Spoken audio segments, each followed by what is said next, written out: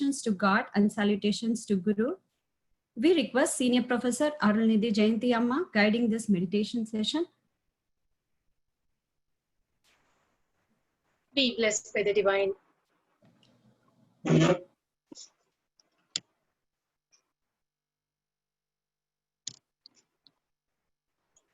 Song on Divinity. எல்லாம் வல்ல தெய்வமது எங்கும் உள்ளது நீ கமறு சொல்லால் மட்டும் நம்பாதே சுயமாய் சிந்தித்தே தெளிவாய் வல்லாய் உடலில் இயக்கமவன் வாழ்வில் உயிரில் அறிவுமவன் கல்லார் கற்றார் செயல் விளைவாய் காணும் இன்ப துன்பமவன் அவனின் இயக்கம் அணுவாற்றல் அணுவின் கூட்டு பக்குவம் நீ அவனில் தான் நீ உன்னிலவன் அவன் யார் நீ யார் பிரிவேது அவனை மறந்தால் நீ சிறியோன் அவனை அறிந்தால் நீ பெரியோன் அவன் நீ ஒன்றாய் அறிந்த இடம் அறிவு முழுமை அது முக்தி அறிவு முழுமை அது முக்தி. Song in praise of the masters. சிந்தையை அடக்கி சும்மா இருக்கின்ற சீரறிய செய்த குருவே அந்த நிலை தனில் அறிவு அசைவற்றிருக்க பெரும் ஆனந்தம் பொங்குதங்கே இந்த பெரும் உலகம் இசை எடுத்த பல பிறவிகளின் இறுதி பயனாகிய சந்ததமும் என்னை மறவாத சாந்த வாழ்வழித்தோய் என் சந்தோஷ செய்தி இதுவே. வாழ்க வளமுடன். நாடி சுத்தி.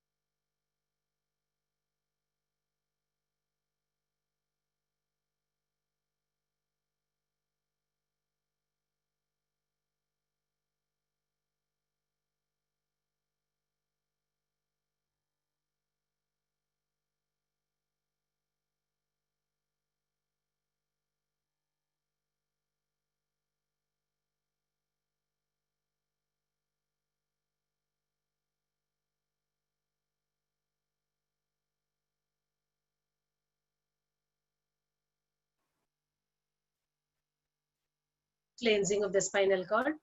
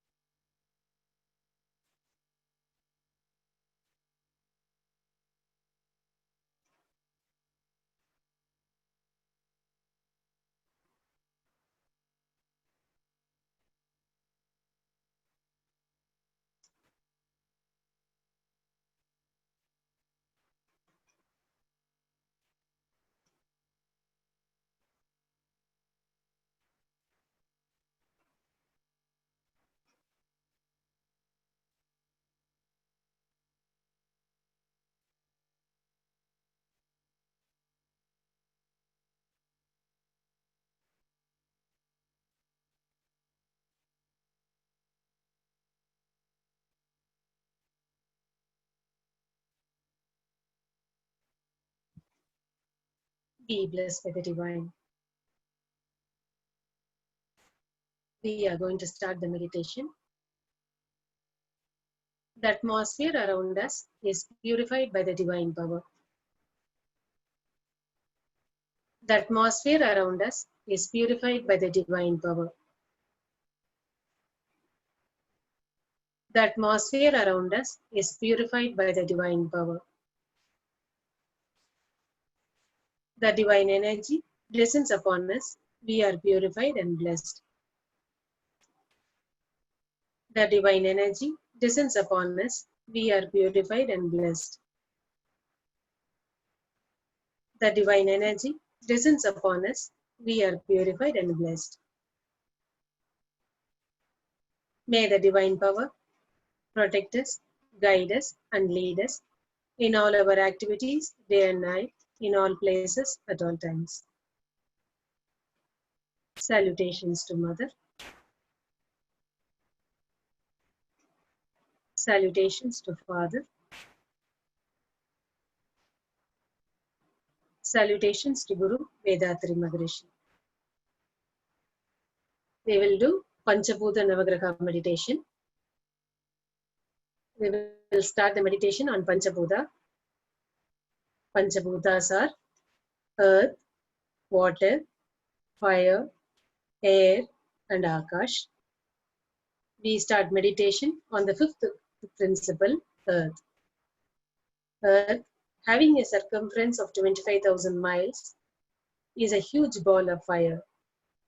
It is made of mud, chemicals, and metals.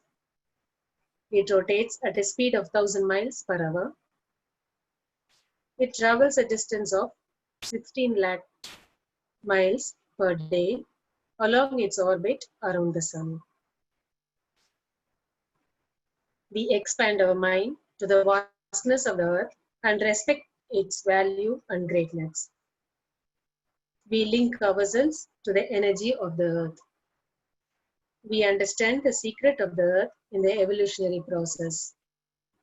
We will be protected from the earth and by the earth in all our activities, day and night, at all places. We will develop the art of utilizing the earth in better and beneficial ways. We meditate on the earth.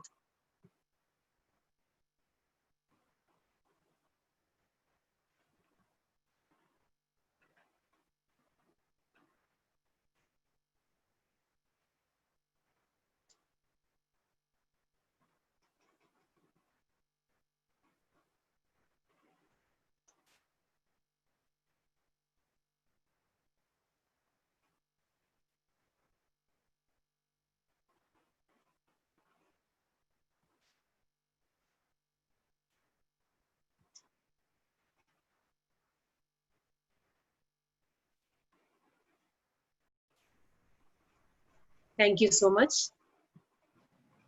I wish all of you a happy Guru Purnima day. Thank you so much. Thank you, Amma, for a wonderful meditation. Let's bless our senior professor, Arulnidhi Jayanti Amma. Be blessed by the divine. Let's move on to our next session, Satsang by our senior professor, Arulnidhi Balachandran Ayya.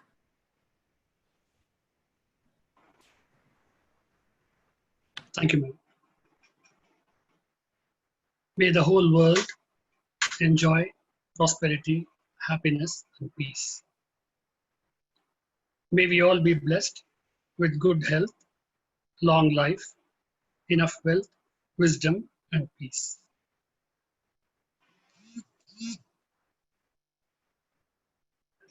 Dear friends, Arulnidhis, masters, sky members, and other friends. It's a great pleasure addressing you all on this wonderful day, Guru Purnima. It's a special day in our lives. This is a day when we pay our homage especially on this day, because we are doing it every day, but especially on this day, because it is these gurus, it is these masters across centuries, across countries, across millenniums. They, by their sacrifice, changed the course of human life, human social life, the society. So this is a day of thanksgiving. It's also called Vyasa Purnima, it's called Buddha Purnima. So it's a day for celebrating the great masters and paying our homage to them. And our own Guru, Vedadri Maharishi. As I was thinking about it, about Swamiji, I went through his autobiography. Though you all must have read it, and if you have not read it, please make it a point to read his autobiography. In Tamil, it is Another Varkai Velakam. In English, The Story of My Life. I was told that the best literature you can get is from autobiographies. Because in biographies, it is somebody else writing about somebody else. For example, if I have to write about Swamiji, I will write only the good points because of my respect for him. So the truth may not be there. There may be exaggerations. There may be certain things I would like to avoid. But when autobiography is written, especially by a person who does not tell lies, like Mahatma Gandhi, my experiment with truth. The stunning incidences he has written about himself, which nobody else would write about him. So in this way, one of the most important collections we have is Swamiji's own autobiography. So I was just glancing through this and saw how much sacrifice he has done in our life, in his life, for the sake of us. Today the topic is Vedadri and personality. For that, let us understand this personality of Vedadri Maharishi. Yes, we have learned his meditation, we have learned his exercises, his Kaya Kalpa Yoga, his lectures. But apart from that, his personality itself is so attractive, so captive. His life itself is a great lesson for us. And if we can imbibe that personality, then I think our job is done. It's very simple. That is why today I will take some concrete examples from his life and let us try to emulate it, of course, within our own limitations. We are not Vedadri Maharishis, but we can have an ideal towards which we can go. Here is a living example. I mean, he lived with us. About other great masters, we don't know. They had lived 1,000 years back, 500 years back. It's only what we have heard. But here was a person who was in blood and flesh with all of us, and we have seen him. And so it is much, and then he is in 20th century, 21st century, so we'll be able to relate to his life. Because otherwise we can say, oh, 2,000 years back, life was different, then they could live like that. He lived here, in India, in America. In America, he is visited 20 times, from 1972 to 1991, every year. He has visited for 3 or 4 months. And then he visited so many other countries on the way, both on the east and in the west. And of course, in India, he has traveled very, very widely. So what he says will be making much sense to us because it relates to our present life, our problems, the challenges we face in our lives. And how did he meet? So I think that could be a very encouraging point. So just summarily, he was born on 14th August in 1911 in Guduvanchari, a village near Chennai, about 20 kilometers or so. An extremely poor weaver's family. And he was the 8th child. a huge family with absolutely minimal income, very, very tough life. The first 6 were girls, 7th was a boy, but who died. So this child was the boy, and at least they wanted him to be educated. So at the age of 5, he's sent to school. For 3 years, he studies there, but the poverty could not allow them to continue his education. This child was brilliant, a very, very questioning mind. He used to ask his mother and father so many questions about religion and their practices they could not answer. And they said, no, I can't. They stopped telling stories for him because this fellow was very intelligent, asking very difficult questions, which they never even thought of. So such a brilliant child, a questioning mind, imagine not going to school after class 3.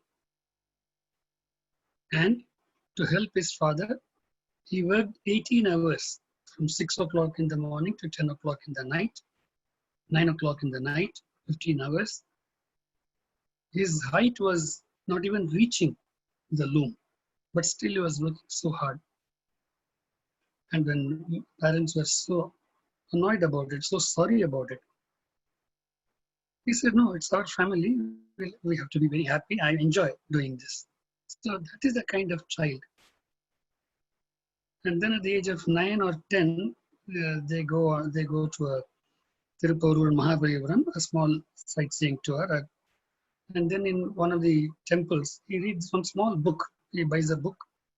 So in that, it says that if a goat or any living animal is killed and it cries, and people are eating it and enjoying it, and if somebody who hears it, even if he is a great saint, if he does not help the goat to escape, even that fellow will go to hell. Then what happens to those who eat and enjoy it? See, this child at the age of 9, just reading these 4 lines, decides it will stop taking non-veg. See, that is the determination. But he never asked us to do that. He never forced us anything. He says, I will give you some theory, you question. Each one of you has got intelligence and your limitations. Think about it and take your own decisions. That was the greatness. He was giving us full freedom. Though he himself was a very strict man in all these things in his personal life. So this child stops eating non-veg from 9. And because of that, the parents also started reducing their intake. And then by the age of 18, by the age of 14, he finds that working in this loom is not going to remove their poverty. And sacrificing the breakfast pocket money he used to get, he saves it, and then he learns English, mathematics in a night school. So he does not take breakfast and works on the loom, and then the night he goes and learns English, etc. See the amount of commitment for knowledge. In fact, another instance is when the child was born. In India, we have this word called Thinnai. It is slightly outside the main hall. Any visitor can just lie down there and go in the morning. So like that, one saint had come. When the child is born and it cries, the child's name, he says, this child will be a great child, you give the name Vedadri. And that is how his name is Vedadri. It's not a common name in Tamil Nadu. And the very meaning of that, Veda means, you can say it is a Vedas or the Hindu scripture, or Veda means knowledge. It means knowledge, Vidwan. So Vedadri, Adri means mountain, peak, a mountain of knowledge. So that was the name given by that saint, even at the time of birth. And he proved it. So it is that English which he learned in the night school. And with that, he has traveled to the United States and so many countries. He has addressed United Nations, he has addressed Rutgers University, he has addressed New York University, he has addressed Denver, Colorado University, and many places like that. So that is the personality of Vedadri Maharishi. And the seeking was always there. Though he was so full of knowledge, that seeking was there even at the very fag end of his life. I remember at the age of 92 in the ashram, one Varma Kalayasan, he came, and before he started teaching that, he wanted to have a blessings of Maharishi. And he also took a Varma class there for 2 days for all of us. So Swamiji said, I am also attending your class. And he came down and he used to sit like a student. See, that is the greatness. Absolutely no ego. So these are all things we have to imbibe, you know. Such a man who has written 80 books, 2000 poems, books both in English and Tamil, lectured, traveled so many countries, and such a man with absolutely no ego. Of course, it is very tough, but we have a model, and we have, as his disciples, and some of us have become sky teachers also. So it is these qualities which we have to imbibe. And I'm saying this, I'm not advising you. It is for all of us. I am just sharing some of these thoughts to all of us. So I am also listening to what I'm saying, and I should practice. Okay, even I have to go a long way. But let us hear what Swamiji wants to say so that it will make an impact. And let us take his blessings on this grateful day. Yes, so for 4 years he studies there. And then he finds that in that village, there's no point in continuing there. He comes to Chennai and does all sorts of odd jobs. He gets a posting in the postal office at a very meager salary of 15 rupees per month, which was not enough for a big family. He was taking care of his brother's family also. So apart from that work, he used to do so many other things, selling milk, selling tooth powder, Ayurvedic ingredients, just to, so many life problems were there, so much of poverty. And he had to do, at the same time, he was constantly thinking about life force, about God, about why poverty. Philosophical questions were also going on in his mind. He was able to do, as a multi-dimensional personality, doing so many things at the same time. And then he luckily had first guru was in the village who taught him some poems. The second guru was an Ayurvedic doctor. And from him he learned Ayurveda, the system of medicine, system of homeopathy. He passed in those exams. So he was a full-fledged doctor as well. These are all from the evening studies. After his office work, he used to come and work and study and learn. And he wrote his exams and got these certificates also. And from this great master, the second guru, he learned about Vedas, he learned about Siddhas. And then from his third guru, he learned meditation, Shanti Yoga, and about world peace. So constantly a tireless worker, doing so many things. And then at the age of 35, he resigns his job because his boss wants him to do something wrong, which he refuses. And then he enters into textile business, about which he was somewhat familiar from his family background. And then because of his commitment, because of his truth, and because of his intelligence, he was able to introduce so many new methods in the coloring of the dress and all that, that later he became so rich. 1,000 families, 1,000 weavers were working under him. 2,000 families he was looking after. And 100,000, 1 lakh rupees turnover was his business. So a man from utter poverty, he reached his prosperity, height of prosperity. He had 2 cars. One car was meant only for pregnant ladies to be taken to general hospital 20 kilometers away, full with petrol and driver. And he had bought land, 3 acres land for building an ashram, 7 acres land for for taking care of senior citizens and children. All his plans were there.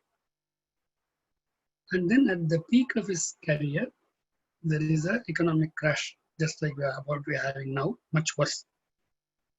When everyone closed the shop, he continued. He said, all these 1,000 families, what will they do? So he didn't do a lockout. He went on paying from whatever money he had. He sold all the property, sold his car, everything. And he became a pauper in 1960, totally with zero income. Till then, he went on distributing the money to his 1,000 families. See the greatness of this man. But in 1958, he had started the World Community Service Center also. When things were so bad, still he had decided and he started our organization. And then he puts up a board. He was at that time he was living in a hut because all his property was gone. In the hut, he put the board as World Community Service Center. In the World Peace book he wrote in 1957. People laughed at him. What a mad fellow this fellow is. He can't take care of his family and he thinks of World Community Service. But he had a blind eye for all these things, deaf ear for all that, because he had a great mission. And he had taken a decision that at the age of 50, he will totally, because at that time when he was rich, he had taken a decision by age of 50, he would have had enough money. He will spend his life for the world community, for the society. But as luck would have it, he became a pauper at the age of 50. 21st December 1960, he was insolvent. But still in 10 days, the 1st January of 1961, he takes a decision, because I'm reaching 50, from today, I will be totally for public service. And then the journey starts. See what a great master we have. It took another 25 years for him to build our headquarters in Chennai. It came only in 95 or 85 or 86. So he started in 1960s. Because he never asked for money, never bothered about it. Went from place to place teaching this, because he had seen the Second World War. He had seen so many other wars also. So he had come to a conclusion that unless individual peace is there and family peace is there, you cannot think of peace in the society and world peace and all that. And so he went on teaching whoever was ready to listen, but never forced things on anybody. Then went on like that. And then from 1972, as I told you, he came to the United States as well, because he wanted to spread this knowledge as much as possible in his lifetime. Whoever was ready to listen to, he went on. And then he had his new concepts in science, in economics, in politics, in social science, in philosophy. And he started writing books, etc. So that was his life, right to the very fag end of his life. Even in 95, he passed away in 96, 2006, 2005 also, he wrote 3 books.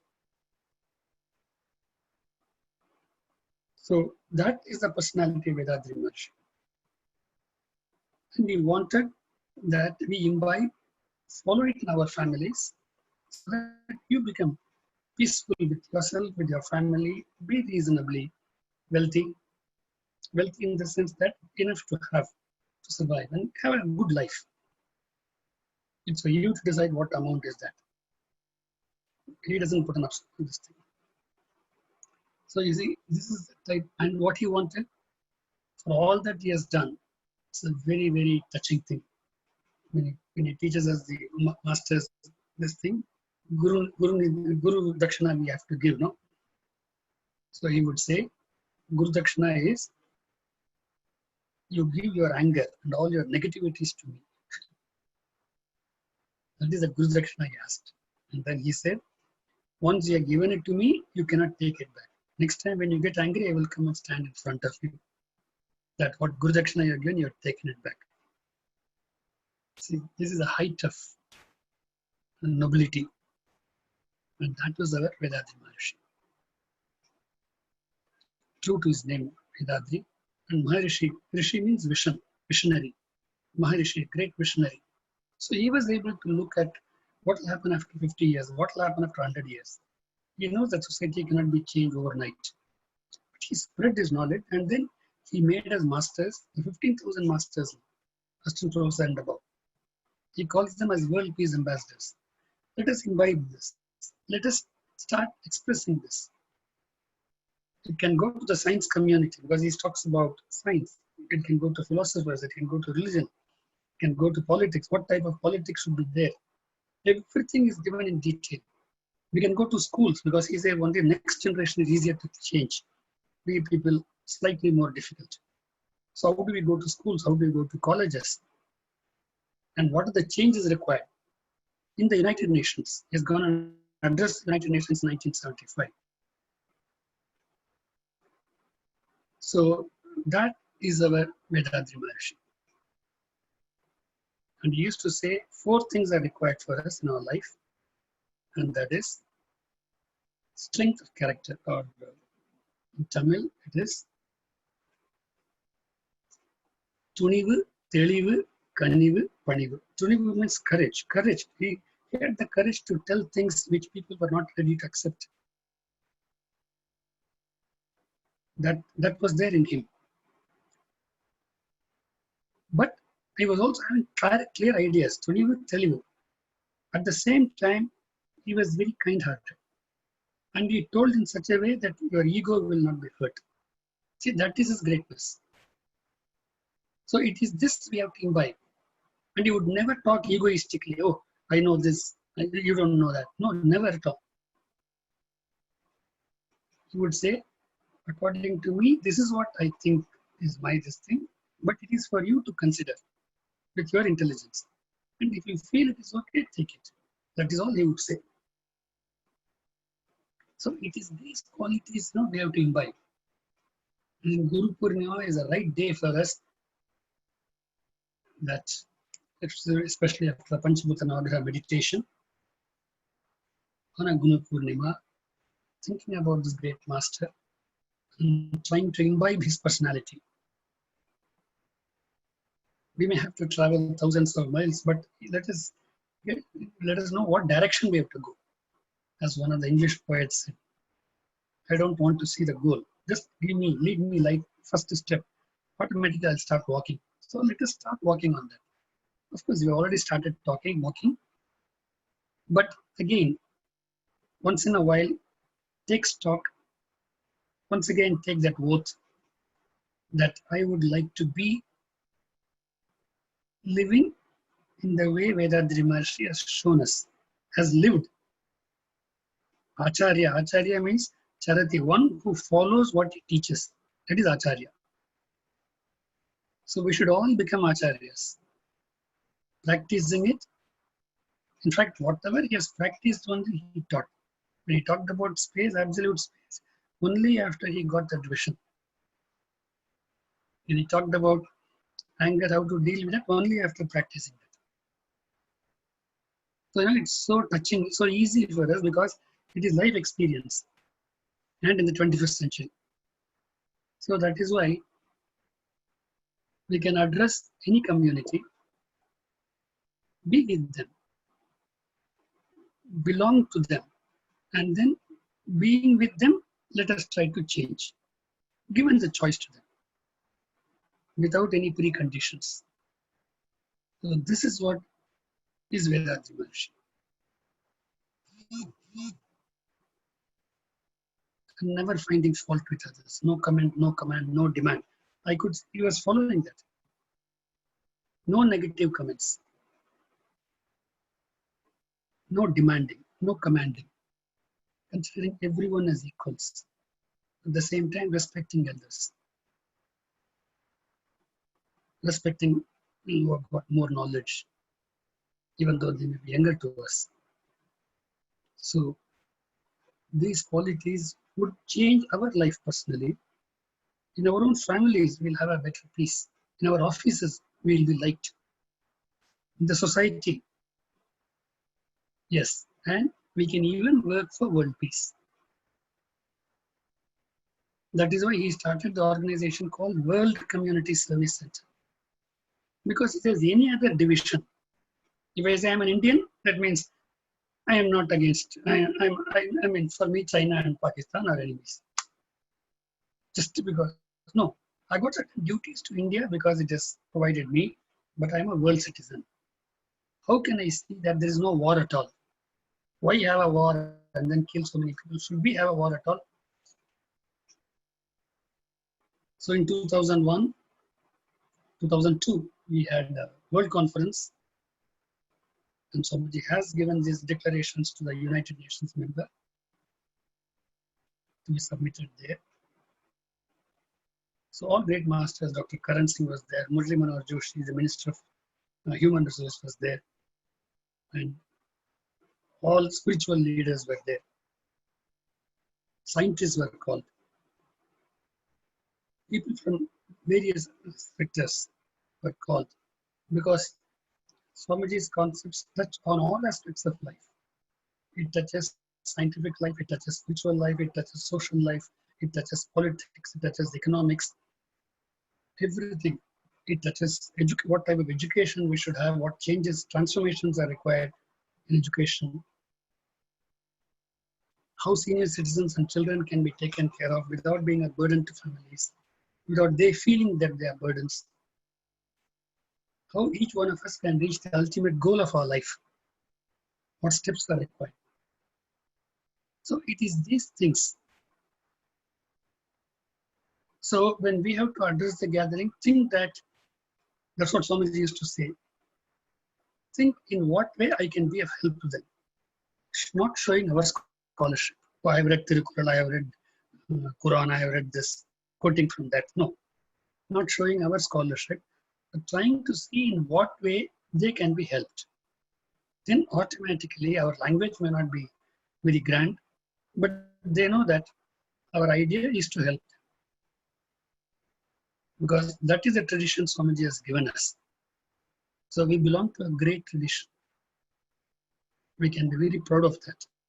But the result should be our humility. Humility is our strength. So serving society, first you will serve yourself, your families. And when we start teaching, we'll start with, just like I'm telling you, am I following it in my life? This question is coming to me. You're giving a big lecture, but are you following all these things? So that is how we will start changing. You see? So helping others, first help yourself. Just like when you get angry, first you affect yourself, then only you can affect others. Similarly, when you try to help others, you get helped first. So in this way, it's a win-win situation for everyone. And today, world is looking for solutions. They want a vaccine. They want a way so that war can be avoided. They are seeing people getting unemployed because more and more mechanizations. So how do we solve all this problem? Well, what should be our economic approach? What should be an approach in politics? What is the role of the politician? Everything Swamiji has discussed. And how religions can be together.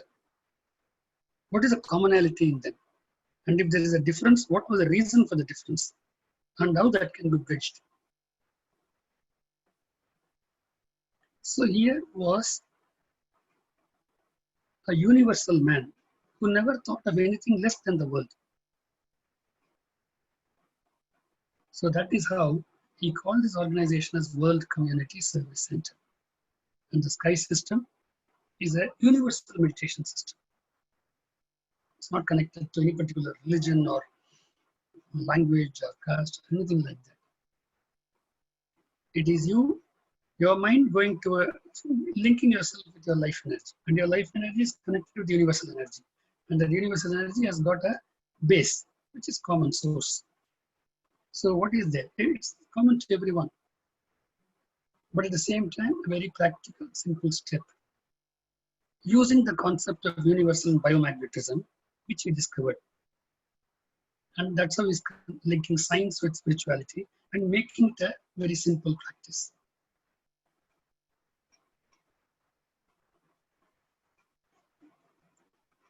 Yes. So that's time is 8:45 now.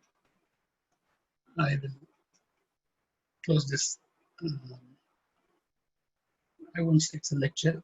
It's just a thought about Swamiji sharing with all of you on this beautiful day. Any interactions are most welcome. Thanks once again to Chicago Center for giving us this opportunity, especially on this wonderful day. And thanks to all the participants for giving a patient hearing to this, from people from different parts of the world. Thank you. Be blessed by the divine. Yeah, there's a small correction. Yes. This event is actually USA wide, and What? WCSC USA is coordinating this event. USA is coordinating, is it? Oh. Yes, yeah. So sorry, WCSC. correction, please. Yeah. Yes, thank you. Yeah. Okay. So WCSC USA, the whole, all three regions actually put efforts together and coordinating. Oh, great. See, we're already getting more and more united now. Yes, yeah. It's a great feeling. Yes. So United States of America doing it. Fine. Exactly. Yeah. Yeah. Thank you. Sorry for that. Yeah. Any interactions, please? Thank you, Aya, for a wonderful satsang on this auspicious day about our great master, Vedanta Maharishi. Let's bless our senior professor, Arulnidhi Balachandran Aya, be blessed by the divine. So now we are moving on to Q&A session, which is open for 10 minutes. So if time permits, we'll try to answer as many questions as possible, or we'll get back to with a response later after the session. So let's start with our questions. You can post the questions in the chat window or raise your hand. Raise hand.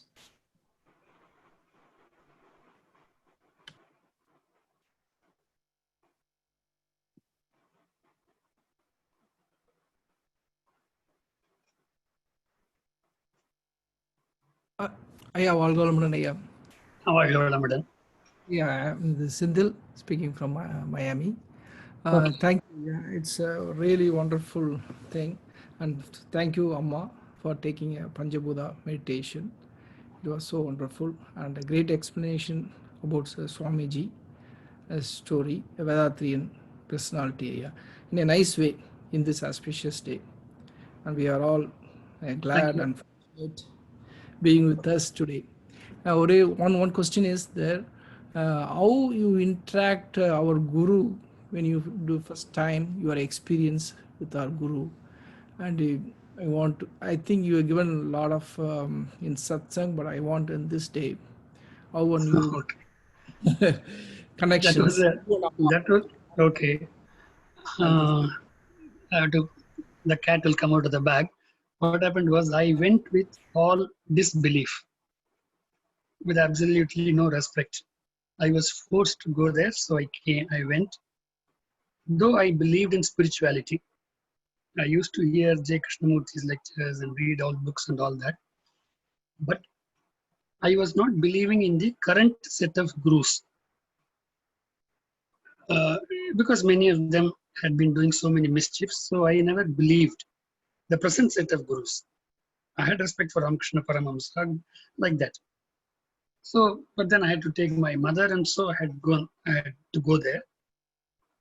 In fact, my brother, myself, and one more friend, when three of us, when we were going, we took a decision that this man may be doing some magic with his hand, so we should catch him.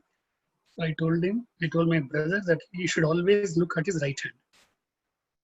And the other friend, I told him, you should look only at the left hand. And I will look at the dadi, because any saint means dadi will be there. So it is with that attitude only we went. And that we will not believe whatever he says, because they will be doing some hypnotism. But when I went there, I saw a totally different person. I was expecting he was a sannyasi dress, so many People will be there, not allowing us to go near him. He will not talk much with our people like that.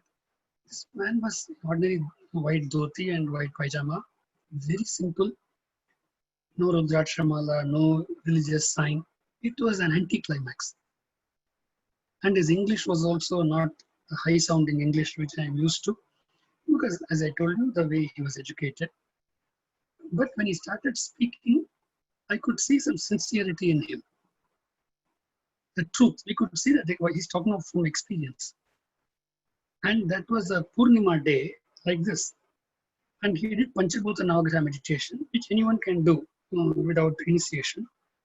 But while doing that, I found that, yes, I could feel some difference. Because I had been practicing some meditation earlier. And then only I realized that this man appears so simple, but he is a great man. So he asked me for the first time, I went with all disbelief and then converted. And then ultimately I left even my job and joined that organization. Varhola, madam. Awesome. Yeah. Thank you. Yeah. That was a very nice experience, yeah, to be frank. And that saga of those mischievers still continues. So I would not take that as a wrong approach or. It is valid even today also, because we don't know what that guru is. Exactly. So, yeah, common man's approach is the similar way. So Yes. those are the challenges we're facing right now also. Yes, true. Very true. Even to, Swamiji used to say, even to select a friend, you should look at him as a policeman. That this man could be a thief, this man could be, and then only you have to decide the depth of friendship. Otherwise, many times you just choose a friend and then he spoils your life totally. Yeah. Well said, yeah.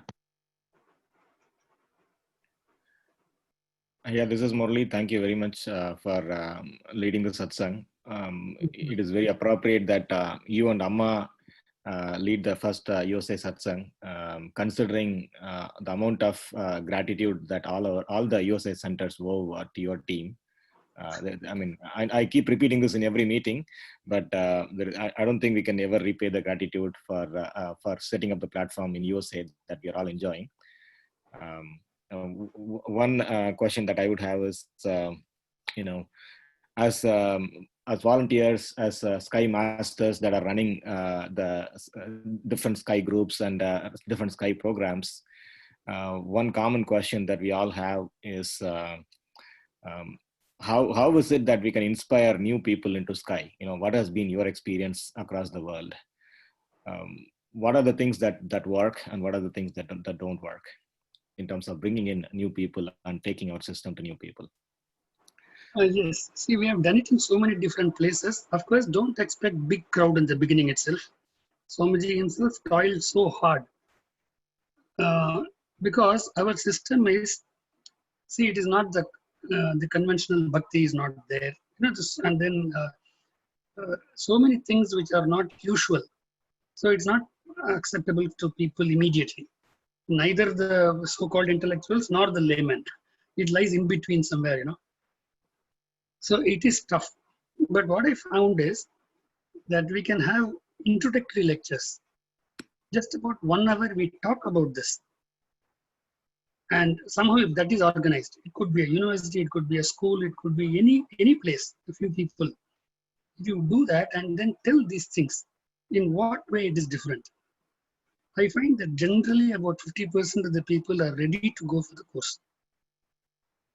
Okay, and now, let me tell you one more thing. Recently, we have started this. I think all of you also know it, but just for the knowledge of everyone. Right now, the first online Tamil foundation course has started. We just started without much preparation, just in 2-3 days time. But still, more than 100 people are doing it now, online. And from 16th of this month, we are going to have an English course as well. 16 to 12 days up to 27th. So it will be done 3 times every day. One session in the morning, one session in the about 10 o'clock, one in the evening. So that anyone can, I mean, we have to attend only one of them, so that you can attend anyone depending on the time frame. Time, your country's time will be different from India, like that. That is why we arranged it like that. So in that foundation course, of course, we have got videos for that, 5-minute videos you can circulate to people. They will have some idea of what our system is about, and they can join this program. So there's a 12-day program for 1.5 hours. There, complete physical exercise is taught. In fact, you people are already doing it for students, and USA and so many other countries also have started doing this. So this, we are trying to do it on a larger scale slowly. You know, the entire world can be connected by this. Similarly, later, all of you also in your own centers also, we can start doing this. In that way, I think we can leapfrog from what we are doing now using technology. So for 12 days, 1.5 hours, we will have complete physical exercise. Initiations cannot be given because of the current situation now, USA, India, and in fact, all over the world. So what we have told them is, we will tell about meditation, Ajna Shanti Turyam, Kaya Kalpa we will teach, physical exercise we will teach, and also something about Swamiji's philosophy in these 12 days, so that they get a good grounding. So that in these days, when they got more free time, they can start practicing it. And as soon as things get better, initiations will be given in the centers. So they will be attending the class which is being conducted here, but for initiation, they will come to Denver or New York or California, wherever our centers are there. So that then they're connected to the centers as well. And for further courses, the center is already there. Of course, introspection courses also will be conducting from here. It will be a win-win situation for WCSC as well as the centers. About 40 to 50% money comes to the center, like that, you know, there's this thing. So in that way, you get more and more people. I think this is a good beginning. We have started from this this International Yoga Day, 21st, that has been announced, and so on 21st June. So that was a new addition to WCSC. I think following this, we will be able to take it to more number of people. And sometimes even we can ask masters to go there and give initiation if in a country like USA, which is so huge and we may not have masters everywhere. All these things can be planned. So in that way, it can be done. Thank you very much, Ayya. Aya, we have just few minutes left. So can we have Arun Kumar Aya? I see him raised hand for a long time. So can we close the session after Arun Kumar Aya, and we will send a response to other questions after the session. Thank you. Arun Kumar Aya, can unmute and ask the question. Okay. Balchandranaya, like you want to have any more questions, or you want to conclude the session? Some questions, any interactions, you are welcome. Okay. Amma Arun Kumar unmuted. Hi. Yes. Thank you for the service you're doing for us and the kids. I just have one question on healing. Like how can we generate energy to like heal ourselves and also for others? If we do our simplified physical exercises, the whole body gets energized. And then Kaya Kalpa, meditation is able to take your mind to much calmer level, and clarity comes. And then you're able to get away from your negativities, and also you will understand what is your strength. Each one of us has got something special. We will come to understand that and work towards that. And so you will be able to contribute in your own way, in which you do the service and you enjoy doing that. You see, all those things will happen. It's just a question of practice. Dedicated for a few days, then it becomes a practice for us. Becomes easier. And it can change your life, your children's or your family, the society itself. It is possible. Yes? Does it answer your question? Yes, thank you. So like doing exercise and meditation every day, if we do it like exercise in the morning, do we also have to do it in the evening as well, or just morning exercises like No, exercise is done just once a day. It is better you do it in the morning so that the whole day you will be benefited because of that energy. Okay. Yeah. And is there any like time duration, like 30 minutes or 1 hour we need to exercise? It will take about 35 minutes for the complete exercise. Okay. But doing that exercise, doing this meditation for about 20 minutes, what you can do in 4 hours, you can do it in 2 hours and with much more efficiency. Because you're working at a totally different efficiency level. Okay. Yes. So it is not a waste of time. It is actually an investment of time. We think of investment only in terms of money, but investment of time is very important. And you've got to use it in the most productive way. Yes. So just one more question. I understand exercise is very good and it will like make us more efficient, and whatever work we are doing like whole day, it will be like it will be done quickly and we'll get more time for other things as well. Like how do we increase our will or train our mind like to get up every day to do exercise You join the course for 12 days. If you start doing it, it will slowly become a habit. Okay.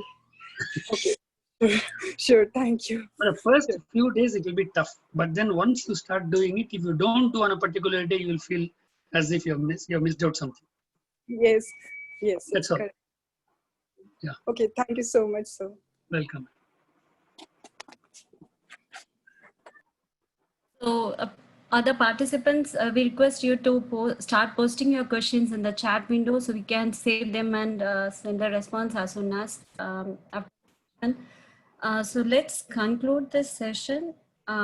Blessings for the World by Akshara.